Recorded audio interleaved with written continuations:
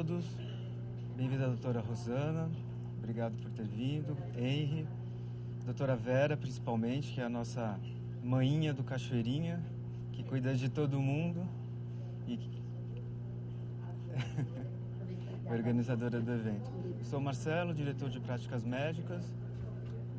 Dá preguiça acordar cedo, mas é super legal chegar aqui e encontrar a doutora Siga, a doutora Clarice, nossos preceptores, o doutor Negrão.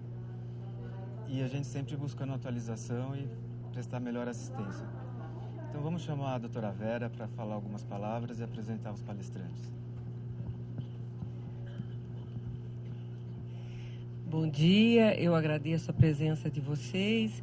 Esse é o nosso segundo encontro desse ano, uma tentativa de atualização de alguns temas que são o nosso dia a dia e que, por mais que a gente ache que está todo mundo falando a mesma linguagem, às vezes escapa alguma coisa. Então, esse é o momento da gente aprender e aprender com seres iluminados. Doutora Rosana, acho que ela prescinde das apresentações, o doutor Henry, meu querido residente, né? Porque quando eu falo Marcelinho, Henry, às vezes o doutor Paulo me corrige, mas é assim, com alguma coisa de muito carinho, pelos anos que a gente tem assim, caminhado, tentando manter a qualidade da assistência da obstetrícia dessa casa. Esse teatro e anfiteatro, ele hoje está com muita luz. E eu espero que vocês absorvam o maior possível, retirem as suas dúvidas, porque a Rosana é de uma solidariedade imensa, o Henry é incansável no debate dos temas. Então, esse é um momento muito importante para mim, nessa caminhada que a gente está fazendo, de tentar rever todos os tópicos, paralelamente com o novo protocolo da casa, que deve estar pronto o ano que vem. Aí está o outro incansável, renovando os nossos protocolos, tentando atualizar. É uma coisa difícil, há várias escolas, há várias tendências, há várias renovações e evidências. Então, a gente tem que ir alinhando tudo, alinhando com as conferências, e certamente o ano que vem a gente tem uma nova edição do protocolo, com a ajuda de vocês que são incansáveis em manter a assistência dessa casa. Eu queria dar, então, abertura ao evento, convidando o Henry para iniciar a sua palestra. Nós teremos primeiro a palestra do doutor Henry, depois um bate-papo, coffee break, a doutora Rosana, e depois a gente dá continuidade às discussões práticas. Doutor Giba, doutor Júlio. Bom, a casa da constelação, né? Eu falo que a gente está aqui rodeado de seres de muita luz. E quando vem a gente para acrescentar como você, a gente fica muito feliz, doutora Rosana. Obrigado, doutora Vera. Obrigado a todos, bom dia novamente. A gente vai fazer uma dinâmica de uma aula sobre pré-natal, uma aula sobre... para falar de pré-natal em todos os aspectos, obviamente que vai ser um pouco superficial de cada coisa, mas acho que essa é a ideia mesmo, e se tiver depois alguma coisa que a gente possa aprofundar, no debate a gente pode conversar. Na sequência, a Rosana, um grande prazer estar aqui, agradecer novamente. A Rosana é presidente da nossa SOGESP, né? Ela também é chefe lá no HC, ela é livre docente, e ela encabeçou o que ela vai falar hoje, que é diabetes. Ela já faz isso há muitos anos, obviamente, lá no HC, mas agora via Ministério da Saúde, via OPAS, enfim, nós temos, graças a Deus, um protocolo de diabetes, que era uma coisa que era muito estranho, né? Um posto faz uma coisa, outro faz outra coisa, uma prefeitura faz outra coisa, as escolas médicas faziam outra coisa, e agora a gente tem um consenso, então a Rosana vai falar na sequência disso. Aí a gente vai para um coffee break e depois a gente vai falar de um assunto também muito importante, que é a nutrição na gravidez, né? Que por muitos anos ficou um assunto esquecido. Hoje em dia a evidência está muito alta do ponto de vista de suplementação e a importância disso, e aí a gente vai falar um pouco sobre isso. E no final, isso foi um projeto que a gente fez junto com a Sociedade Brasileira de Nutrologia, que foi encabeçado pela Bayer e com participação de 15 profissionais das escolas médicas aí de todo o território nacional. E aí vocês vão receber esse livro no final, tá bom? Então essa vai ser a dinâmica de hoje. Então vou falar um pouquinho de assistência pré-natal. Bom, a OMS entende pré-natal como cuidados prestados por profissionais de saúde, não tem a palavra médico aqui, é profissionais de saúde, porque obviamente alguns serviços que não têm médicos fazem o pré-natal de excelência, muitas vezes com enfermeiros, às vezes não ginecologistas, médicos clínicos, às vezes médicos de família, enfim.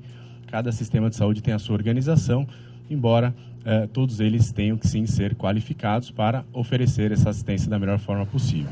Sabemos que em 2015, mais de 300 mil mulheres morreram como resultado de complicações relacionadas à gravidez e parto. 99% das mortes ocorrem em países de baixa renda. Então a coisa começa a incomodar um pouquinho. Vocês vão ver que quando a gente fala de mortalidade, a gente está hoje em dia com a SOGESP batendo muito forte nisso, porque a mortalidade aumentou no nosso país.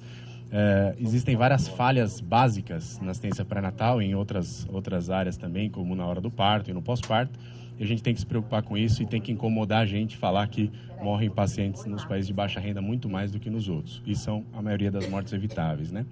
E lembrar que existem intervenções disponíveis e eficazes a custo razoável para a prevenção e tratamento da maioria das situações ameaçadoras à vida, né? Ameaçadoras à vida. Quase 2/3 das complicações poderiam ser evitadas. Enfim, a ideia aqui é passar que tem coisas que estão na nossa mão e nós não estamos fazendo ainda.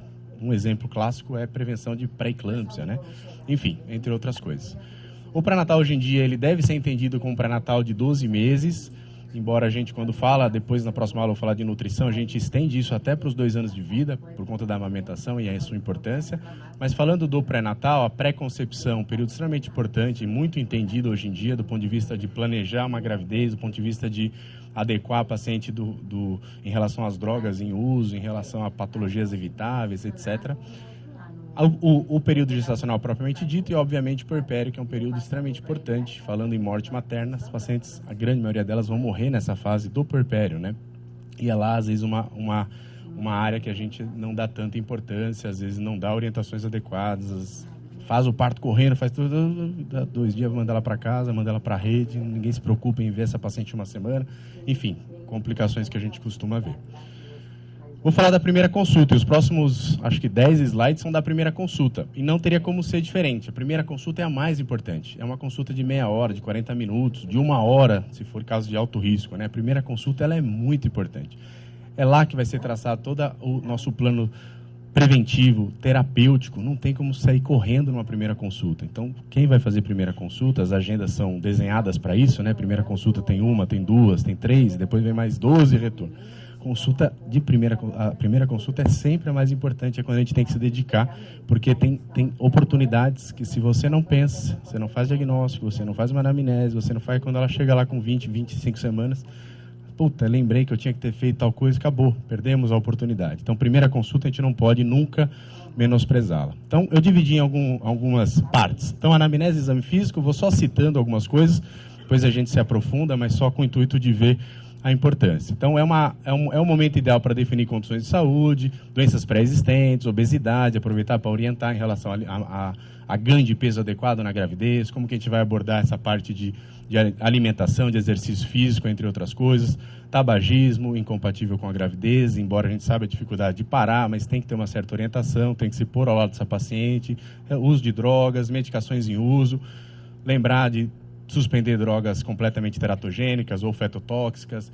Lembrar que pacientes que usam, por exemplo, drogas antiepiléticas e não têm crise há mais de 2 anos, talvez seja hora de suspender as drogas. Enfim, tem uma abordagem especial sobre isso, vacinação, já explicar para a paciente quais são as vacinas que ela vai tomar, quando ela vai tomar, como ela vai tomar, e avaliação do risco gestacional dessa paciente. Aqui a gente entra com um aspecto um pouco preventivo e um pouco terapêutico, né? Coisas que não podem passar na primeira consulta. Por exemplo, identificação das pacientes de risco para pré-eclâmpsia. Não tem como, hoje em dia, em 2019, depois de 10 anos que nós temos conhecimento A1 de evidência que o AS previne pré-eclâmpsia, que o CAUS previne pré-eclâmpsia, ainda temos prescrições muito aquém do que deveria ser, né? A gente tem as pacientes tendo pré-eclâmpsia e quando você vai investigá-las, já com pré-eclâmpsia instalada, você vê quantos fatores de risco ela tinha que deveriam ser identificados na primeira consulta e não foram, e essa paciente não usou prevenção, e talvez ela tenha tido uma doença que ela não precisaria ter. Então, essa identificação é extremamente importante. Assim como o risco de prematuridade, aqui é na anamnese, geralmente que a gente investiga isso, ou se não tiver história, ou for uma primeira gravidez, no ultrassom da avaliação do colo, que a gente tem um pouco de dificuldade de fazer no SUS, infelizmente, mas é uma maneira preditora de você ver quem tem mais risco. Insuficiência cervical, fazer a cerclagem naquelas que você já tem o diagnóstico, Naquelas que você suspeita que seja, às vezes não fecha o diagnóstico, avaliar a cerclagem, a gente precisa de colo precoce, avaliação de colo no primeiro trimestre, enfim, tem toda uma abordagem dessas pacientes para você não perder oportunidades também. Risco clínico de SAF, uma doença extremamente importante, relacionada à pré-eclâmpsia, relacionada a óbito fetal, etc. Nós temos 4 grandes, nós vamos falar um pouco mais para frente dela, mas 4 grandes complicações clínicas e obstétricas que essa paciente pode ter. Isso tem que estar na primeira consulta, porque eu pego essas 4 alterações, eu vou para diagnóstico, aí eu peço exames. Se eu não fizer isso na primeira consulta, eu perco o bonde dessa paciente. História familiar de trombose, ou pessoal, ou alguém na família de primeiro grau, vai me levar à investigação de trombofilia hereditária. Quando eu faço isso? Na primeira consulta, é lá que eu tenho que pegar essa paciente. Risco de harmonização, enfim, já traçar como vai ser essa profilaxia com 28 semanas, explicar para a paciente. Exame físico, não esquecer de examinar mama, especular, toque, aparelho cardiovascular, auscultar, obstetra usa ainda esteto, usa. Então tem que avaliar as pacientes de uma maneira especial, importante. Exercícios, falar sobre isso, falar sobre dieta, evitar o que tem que evitar, desmistificar coisas como não pode comer sushi, essas coisas, explica para os pacientes. A importância de comer peixe é muito importante. E o cru pode ser comido, só não pode ser comido estragado. Então não é o problema do cru, o problema é o cru mal conservado. Então explicar para ela onde que ela pode comer, onde que ela pode ter essa fonte. Falar sobre ácido fólico, falar sobre micronutrientes, adequar a dose, pessoal. Se a Anvisa fala que o ácido fólico, a dose mais recomendada, é a dose segura, recomendada de 400 a 800 microgramas, e a segura é 1.000 microgramas, 1 miligrama a dia, como é que a gente está dando 4? Então a gente tem que refletir sobre isso, nós temos que falar com nossos gestores, tem alguma coisa errada. E, por fim, oferecer planejamento familiar. Tudo isso é na primeira consulta, né, onde eu vou conversar com ela, eu já vou ver, eu vou desmistificar coisas do tipo, grávida não pode laquear no parto. Então, não. Será que ela tem 2 cesáreas e quer laquear essa paciente? Aqui na Cachoeirinha, graças a Deus, a gente não tem esse problema, a gente laqueia muito paciente. E bota DIU em muita paciente. Mas serviços por aí ainda acham que não pode laquear paciente no parto, que não tem planejamento familiar para fazer no parto, enfim, coisas que a gente tem que desmistificar. Principalmente as que vão repercutir em comorbidades maiores. Aqui só para citar um pouco sobre pré-eclâmpsia, isso não é nenhuma novidade, tem revisão sistemática desde 2007, vocês já sabem disso bastante, tenho certeza. Então a S-cálcio a gente não pode perder de dar, e é na primeira consulta que se dá, tá bom? Se ela chegar com 6 semanas, eu dou na primeira consulta, peço para ela começar com 12. Se ela chega com 12 em diante, eu já saio tomando na primeira consulta. Essa conduta é feita por quem atende a paciente. Não perca a chance de dar. Não pense que se eu colar, vou passar lá para o alto risco e lá eles fazem lá. Não, é você que dá na primeira consulta para ela, tá bom? Porque se ela passar de 16 semanas, provavelmente a eficácia da sua prevenção vai ser muito baixa, tá? Então lembrar disso. E lembrar que o cálcio para países de baixa ingesta. O Brasil é considerado baixa ingesta. Então falou em prevenção de pré-eclâmpsia no Brasil, falou em AS, falou em cálcio, sempre. Aqui uma revisão publicada no Lancet, só para mostrar, é muito alta a prevenção com essas 2 ações. O AS, uma prevenção aí de cerca de 10%, alguns estudos mostram 15%. O cálcio chega a 65%, em alguns estudos 70%. Então, no Brasil, aparentemente, o cálcio é a ação mais importante, mais do que o AS, inclusive, na prevenção de pré-eclâmpsia. Então, tem que lembrar disso, as prefeituras têm que se adequar.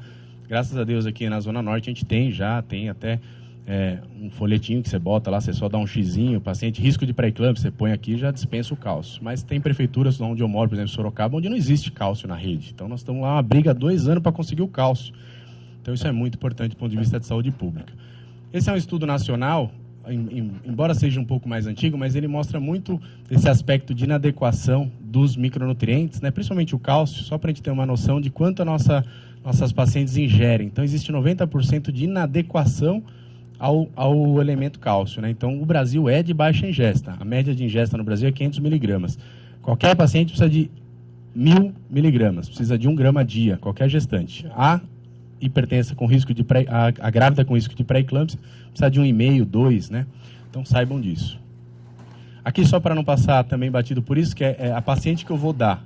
Aparentemente, a gente fez alguns estudos no ano retrasado, com entrevistas mesmo, e perguntando se tem prevenção para pré-eclâmpsia. Foi aplicado para diversos residentes e chefes em vários serviços, na verdade. E nós encontramos mais de 90% de respostas assertivas. Tem AS cálcio. Todo mundo sabe que tem que dar AS cálcio. E uma das questões do questionário era para quem que eu vou dar esse cálcio? E aí a pessoa colocava. E lá a gente achou só 5% acertando, de todos os médicos. Então Então, assim, embora eu sei que tem que dar, eu me enrosco para saber para quem que eu tenho que dar. Se ela teve eclâmpsia antes, eu sei que eu tenho que dar, mas será que eu lembro que se a mãe dela teve pré-eclâmpsia e ela está na primeira gravidez, será que eu lembro que essas duas coisas combinadas me fala que tem que dar? Então, aí o Colégio Americano, em 2019, fez uma publicação importante mostrando as pacientes de alto risco e as pacientes de moderado risco, sendo que um alto risco já vai direto para a prevenção, moderado risco você tem a combinação de 2. Eu traduzi isso aqui porque no último Congresso Brasileiro agora, a Comissão Nacional Especializada da FEBRASGO em hipertensão se reuniu e decidiu por assumir a recomendação do Colégio Americano. A gente não tinha feito isso até então. Então, eu traduzi exatamente o que tem lá. E, embora isso aqui foi uma coisa que eu fiz para a Notre Dame, que é uma estrutura particular, enfim, é um convênio que pediu para eu fazer os guidelines lá de hipertensão, isso aqui é o que vai sair agora nos guidelines nacionais também. Alto risco, se ela teve pré-eclâmpsia, é gemelar, é hipertensão crônica, diabetes prévia, lesão renal, se ela tem doença autoimune, se ela é acima de 40 anos, direto, ela tem qualquer um desse aqui, ela já vai para S-cálcio. Ou 2 combinados, e olha só, história familiar, mãe ou irmã, primeira gravidez, paternidade, obesidade, características sociodemográficas desfavoráveis. Então, no SUS a gente tem muito isso, né? Então, você pega uma paciente com características muito desfavoráveis, está na primeira gravidez, ela vai ganhar esse cálcio. Se é uma paciente que está na primeira gravidez e é obesa, vai ganhar esse cálcio. Se é uma paciente que fez FIV e primeira gravidez, FIV e primeira gravidez, coisa mais comum, né? Vai ganhar esse cálcio, né? Aí no SUS a gente não tem tanto essas pacientes, mas no particular sim. Ou seja, se você for ver a rigor, é muito difícil não dar a esse cálcio para as gestantes hoje em dia, né? Isso pode parecer estranho, mas não é. Essa publicação agora do mês retrasado, 2019, os Estados Unidos já estão se preocupando do ponto de vista de estratégias de talvez prescrever para todo mundo mesmo. Não quero mais ficar sabendo para quem que eu dou, para todo mundo, porque é uma doença que vai matar essa paciente. Então eles falam lá, finalmente as análises de custo-efetividade nos Estados Unidos mostram que tanto a aspirina universal, quer dizer, dá para todo mundo, quanto baseado nas recomendações e tal, elas se mostram custo-efetivas. E eles vão um pouco contra o conceito de fazer ultrassom e fazer predição no primeiro trimestre para pré-eclâmpsia, enfim. Isso aparentemente não é custo-efetivo porque gasta muito dinheiro. Mas, enfim, só para trazer a discussão de que talvez não se surpreendam se daqui a alguns anos saírem guidelines falando dê para todo mundo. Dê ácido fólico, depois vai dar complexos vitamínicos, né? Porque só ferro a gente sabe que talvez não seja suficiente, e dá S-cálcio para os pacientes, tá bom? Só para vocês terem essa visão. Bom, ainda no nosso pré-natal, estamos falando um pouquinho de prematuridade. Aqui, só para trazer o que já é bem conhecido de vocês, essa revisão da Cochrane 2013, mas lembrar que prematuridade é um dos grandes problemas de saúde pública. As UTIs estão lotadas de bebês prematuros, seja por trabalho de parto prematuro, seja por partos realizados eletivamente, por doenças como pré-eclâmpsia, etc. Então, as UTIs são um problema seríssimo de saúde pública, com repercussões graves para os bebês e também para o sistema de saúde, né? E a prematuridade, por que parece, a gente não consegue reduzir, ela se mantém estável em 10%, 12%, 15% de todos os partos. Tem prevenção? Claro que tem prevenção. Eu identifico as pacientes de risco e dou progesterona para essas pacientes, né? Então, tem prevenção. Eu sei que não tem no SUS isso, mas a gente consegue. Aqui, por exemplo, a gente consegue com laboratório, enfim, a gente consegue oferecer. A questão é que nós temos que nos conscientizar para que talvez o sistema mude, né? Nós temos que mexer algumas coisas, porque existe tratamento, existe prevenção. A mais utilizada é a avaliação do colo. Esse é um slide que eu roubei aí do Alan. O Alan é um doutor lá da Unifesp, ele coordena essa parte de prematuridade, ele fala muito sobre isso, e esse é o guideline da Unifesp, enfim, mas do HC também é semelhante, dos serviços praticamente do mundo todo, avaliação do colo com cutoff de 2,5. Então, avalia o colo de 18 a 24 semanas, deu abaixo de 2,5 centímetros, alto risco de prematuridade essa paciente, né? E ela merece uma intervenção como progesterona. Para pacientes que já tiveram prematura, eu faço antes esse colo, porque em alguns casos eu associo outras formas como pessário e outras maneiras de prevenção, tá bom? Esse é um trabalho que o professor Romero apresentou, o Alan copiou dele também, porque ele citou os estudos da Unifesp lá no último Congresso Mundial. E o que ele mostra para a gente? Pacientes que você não faz nada, identifica o colo e não faz nada, elas vão ter prematuridade extremamente alta, abaixo de 37 semanas, abaixo de 34 semanas. Quando você vem com progesterona, você cai radicalmente. Em amarelo, a progesterona da Escola Paulista também, semelhante à literatura, e o pessário também, em colos principalmente mais curtos, ele tem uma eficácia muito boa. Só para mostrar que tem o que fazer, né? Tem o que fazer. Fiz uma anamnese, paciente que começou para Natal, teve 3 prematuros antes, eu não vou fazer nada para ela. Você tem que fazer. E se eu não fizer? Você vai contra, inclusive, um código de ética médica nosso que nos proíbe, tem um item lá que fala o seguinte: o médico é vedado ao médico deixar de oferecer alguma coisa que ele tem conhecimento que vai beneficiar a sua paciente. Quer dizer, eu tenho que fazer alguma coisa, eu devo fazer, né? Enfim, aqui é só também para ter uma ideia, não vou me alongar muito, mas pacientes que têm colo usam progesterona, às vezes usam pessário, pacientes que têm história típica vão para a cerclagem, obviamente, história duvidosa, progesterona, colo precoce, avaliar a cerclagem mais tardia, enfim, tem todo um guideline para que você lide com essas pacientes para tentar evitar o desfecho chamado prematuridade. Aqui mudando um pouquinho de foco, falar um pouquinho de redução de mortalidade. Esse é um slide, vocês dizem que eu roubo muitos slides. Esse eu roubei da Carolina, mas na verdade eu roubei da Elaine, que apresentou na SOGESP na última, né, Rosana? Eu vou roubando os slides. Esses dias eu dei uma aula de diabetes lá na PUC, eu roubei os seus slides, viu? Mas eu boto assim, ó, cedido, tá? Enfim, esse eu roubei da Elaine. Mas é muito interessante, porque é um trabalho do Lancet que mostra o seguinte: a gente fala de mortalidade materna, ontem tivemos, quem estava no plantão comigo, uma atonia pós-parto aqui, revertemos, tal, né? Enfim, a gente se preocupa com essa coisa, tem que se preocupar mesmo, mas talvez num país onde mais de metade dos pacientes engravidam sem querer engravidar, né, gestações não planejadas, talvez o nosso foco seja não deixar realmente ela engravidar. Então, um planejamento, uma atuação do ponto de vista de planejar essa gravidez não planejada, no caso, você está repercutindo, obviamente, com redução de morte materna no seu país, né? Então, essa é uma coisa para a gente tentar entender. E o SUS já fez isso para a gente, não é nenhuma novidade, já é obrigatório que a gente fale com as pacientes sobre esse assunto no pré-natal, né? É obrigatório que eu ofereça planejamento familiar desde o pré-natal para ela, assim como é obrigatório que os serviços do SUS tenham DIU nas suas maternidades. Aqui, graças a Deus, a gente tem. A última vez que eu perguntei para a Karina isso, tinha mais de 1.000 inseridos. Acredito que deve ter quase 1.000 inseridos. E tem maternidades, como em Sorocaba, onde eu trabalho também, que não existe DIU lá. Ou seja, é absurdo, a gente tem que oferecer o que a gente pode. Assim como laqueadura, a lei da laqueadura está lá, a Rosana encabeçou também uma publicação agora na SOGESP, o ano passado, também para sensibilizar os associados, o obstetra, para saber que realmente pode fazer laqueadura em algumas situações, inclusive no parto pode fazer. Enfim, a gente tem que ter essa consciência de que a gente tem que oferecer o que a paciente tem direito e o que vai ser melhor para ela. Então, oferecer ou o DIU no parto, ou a laqueadura para as que podem fazer no parto, se ela tiver cesáreas sucessivas, ou o risco para a próxima gravidez. Só que lembrar que se ela chegar lá com 5 cesáreas para ganhar bebê, só que não tiver feito todo o planejamento com o pré-natalista, não vai fazer laqueadura, o que é proibido, né? Tem que ser 60 dias antes. Ou seja, tem tudo envolvido no pré-natal e eu tenho que oferecer isso para a minha paciente. Aqui, só por curiosidade, isso se refere ao DIU, né? Quando eu dou essa palestra em Sorocaba também, porque lá não tem DIU e o pessoal acha estranho o DIU, como DIU no parto, tal. Não, é DIU no parto, sim, isso é recomendação já há muitos anos, né? Então nós temos que nos adequar, e o SUS já falou isso em 2017, que nós temos que nos adequar em 90 dias, acho que já passou esses 90 dias. Tem que ter DIU em todas as maternidades, né? O paciente tem direito a fazer, a inserir. E a inserção no pós-parto imediato ela é muito eficaz, com uma expulsão baixa, um pouco maior do que o normal, lógico, mas baixa ainda, né? Então, nós temos que oferecer. Bom, acabamos de sair da primeira consulta, ainda estava na primeira consulta. Eu vou correr um pouquinho para não esgotar muito o tempo de vocês. Falar um pouquinho de exames. Obviamente que nós estamos em serviço SUS, aqui um monte de exame, muitos deles não são preconizados, mas tem colegas também que trabalham no particular, os residentes que vão sair também, vão exercer, enfim, é bom saber dos exames gerais que a gente tem que pedir, alguns deles talvez não recomendados, por exemplo, como o TSH, que não é rotina, embora a gente peça para pacientes de alto risco, principalmente diabéticas, hipertensas, mas não entra na rotina geral. Mas o hemograma, citologia, pessoal, a gente esquece de colher citologia das pacientes, pode colher e deve colher no pré-natal, tipagem sanguínea, obviamente, prócto parasitológico também, esquecido às vezes, né? No SUS menos, mas em serviços particulares, a gente vê que às vezes não se pede, e é muito importante prócto parasitológico. As uroculturas, 1, 2 e 3, e se tiver lógico sintomática, outras.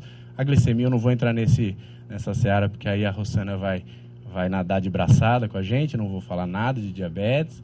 Sorologias, lembrar que a gente faz sorologias no primeiro e a gente faz sorologias no terceiro, né? Não tem rotina de segundo trimestre que a gente vê por aí, né? É primeiro e terceiro, né? Isso sim é recomendado.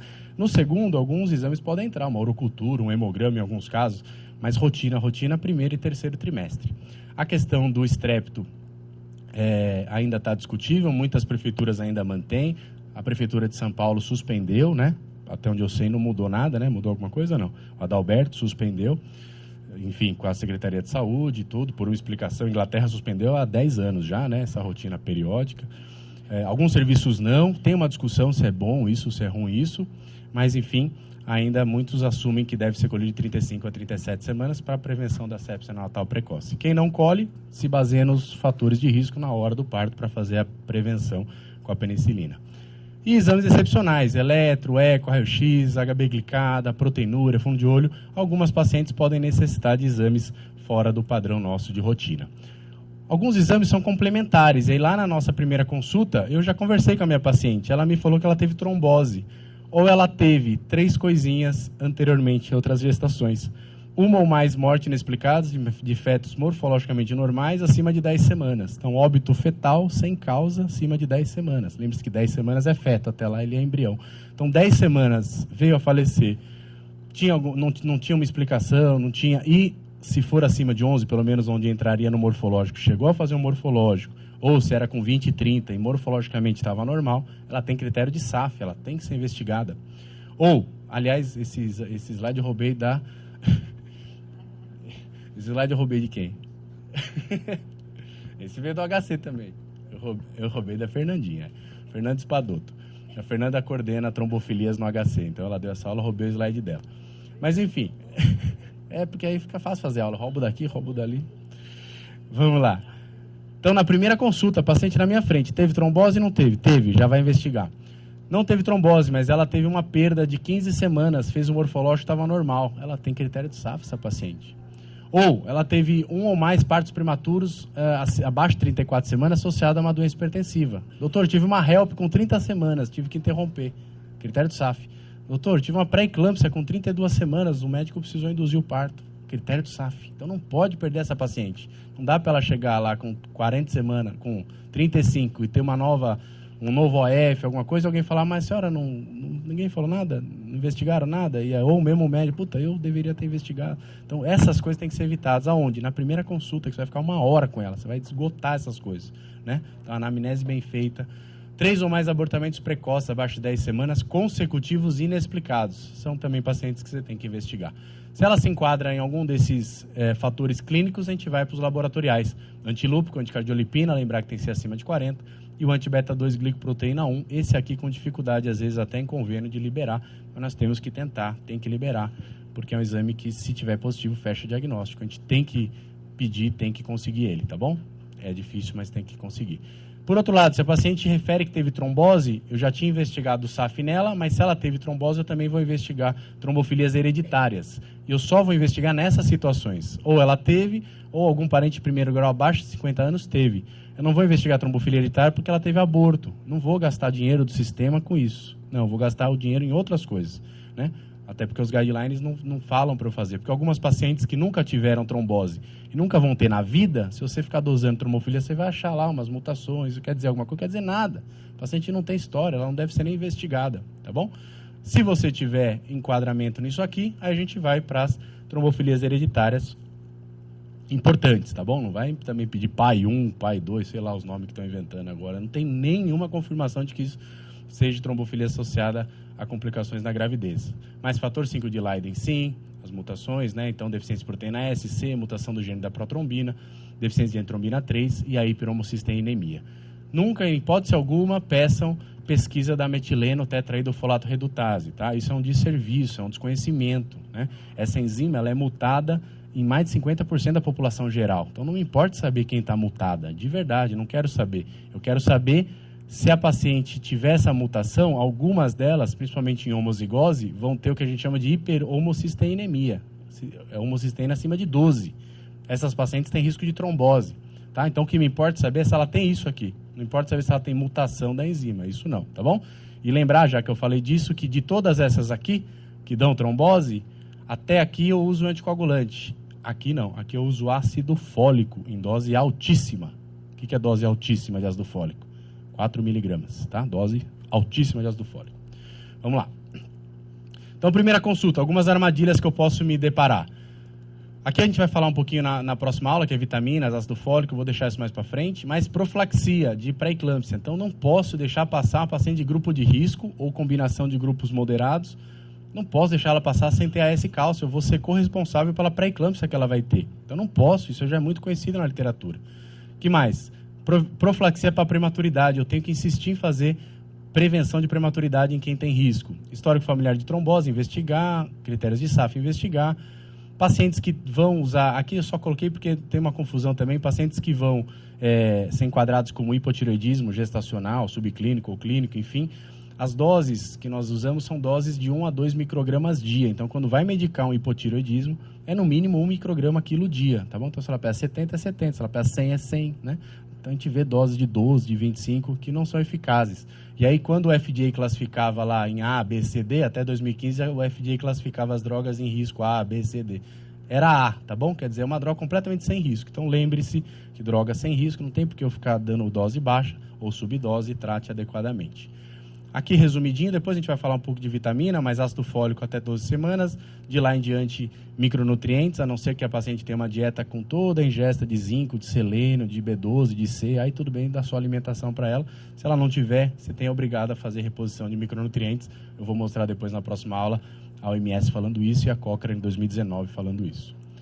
O que mais? Risco de pré-eclâmpsia, lembrar do AS cálcio, começando ali com 12 semanas, o AS mantendo até 36, 37, o cálcio mantendo até o fim da gravidez. Progesterona para quem precisa desde o começo da gravidez. Se ela tiver parto anterior, eu já sei. Se ela não tiver parto prematuro anterior, eu vou saber no ultrassom lá de 18 a 25 semanas e eu começo um pouco mais à frente a progesterona para ela. Falar um pouquinho de ultrassonografia, já caminhando para o final. Lógico que aqui eu não estou querendo que o SUS faça tudo isso, mas eu sou obrigado a dizer o que a gente tem de ultrassom atualmente, né? Embora no SUS a gente não consegue fazer muitas vezes o que a gente quer. Mas um ultrassom inicial para datar a idade é essencial. Um morfológico primeiro trimestre, na minha opinião, também é essencial. O de segundo também, de 20 a 24 semanas. Esses dois são difíceis de fazer de rotina. Aqui na Cachoeirinha a gente consegue fazer, mas tem muitos serviços aí que ainda não conseguem. E aí a gente realmente perde diagnósticos. Avaliação do colo, SLUD e ecoglandular endocervical, também é importante porque vão me dar a noção de risco de prematuridade. Então, se eu tiver possibilidade, eu tenho que fazer. E se eu não tiver possibilidade, eu tenho que brigar com meus gestores para que daqui a alguns anos eu tenha essa possibilidade, porque eu estou falando em reduzir prematuridade, isso é muito importante. Ultrassom obstétrico no final para avaliar crescimento, eco fetal para quando a gente conseguir fazer. O ideal seria todas fazerem, como a gente não consegue, a gente seleciona algumas pacientes, pelo menos as de alto risco tem que fazer. Ultrassom com Doppler para patologias que justifiquem, hipertensões, restrições, gestações gemelares, principalmente monocoriônicas, essas necessitam de Doppler periodicamente. Outros ultrassons aí vão de acordo com cada situação. Armadilhas dessa fase, por exemplo.